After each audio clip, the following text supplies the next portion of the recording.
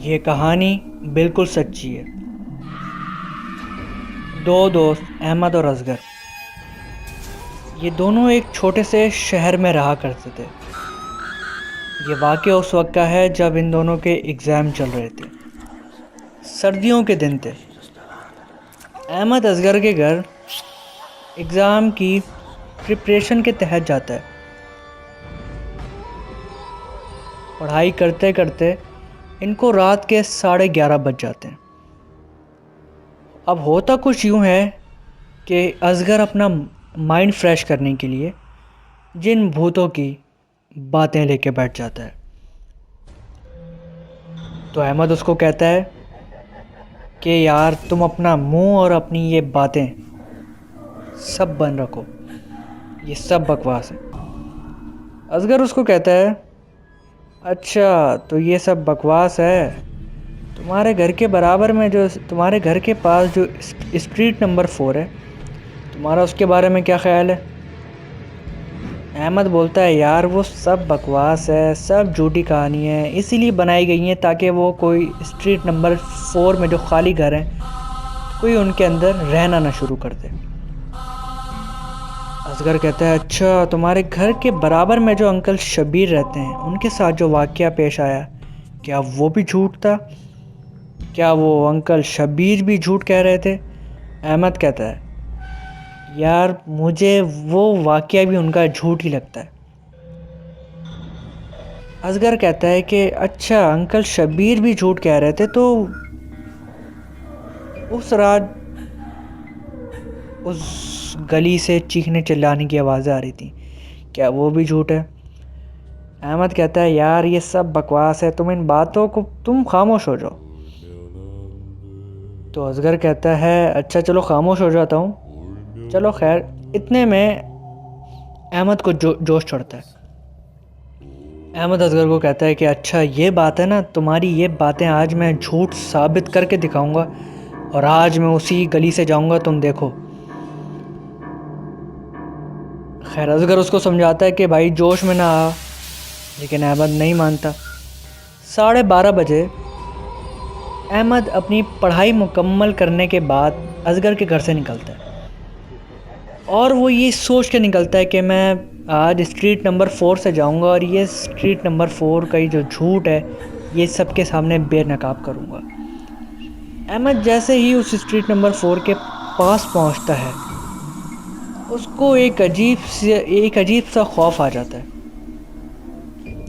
जैसे ही वो street number 4 में दाखिल होता है, एक अजीब सी ठंडी हवा उसको महसूस होती है। इतनी ठंडी और यख हवा उसने आज से पहले महसूस की ही नहीं थी।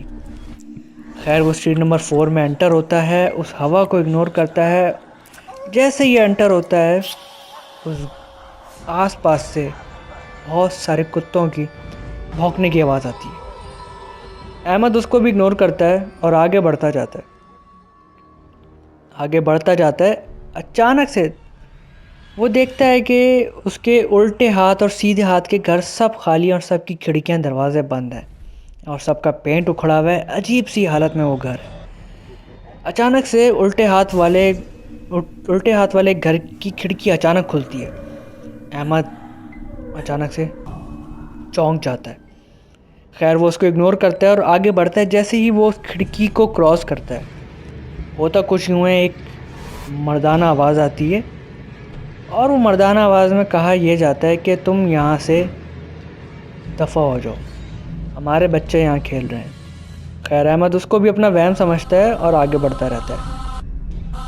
वो गली बाज़ार इतनी बड़ी नहीं थी जितनी उस रात अहमद को महसूस हो रही थी। होता कुछ यूँ है कि इतने में अहमद के पीछे से कुछ 4-5 बच्चे भागे दौड़े आते हैं। जैसे जो बच्चे खेलते हैं उसी अंदाज में वो बच्चे भी भागे दौड़े आ रहे थे। खैर अहमद उनको देख के घबरा जाता है कि अभी तो कोई भी नहीं था और रात के इस पहर ये बच्चे कहाँ से और ये क्या कर रहे हैं। इतने में एक बच्चा वहाँ से मुड़ता है और अहमद को आके झपट जाता है।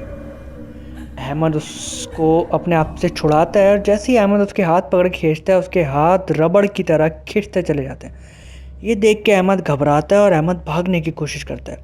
जैसे तैसे अहमद उसको अपने आप से छुड़ाता है और अहमद भागता रहे।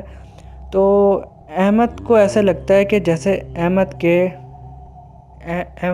कंधे भारी हो गए।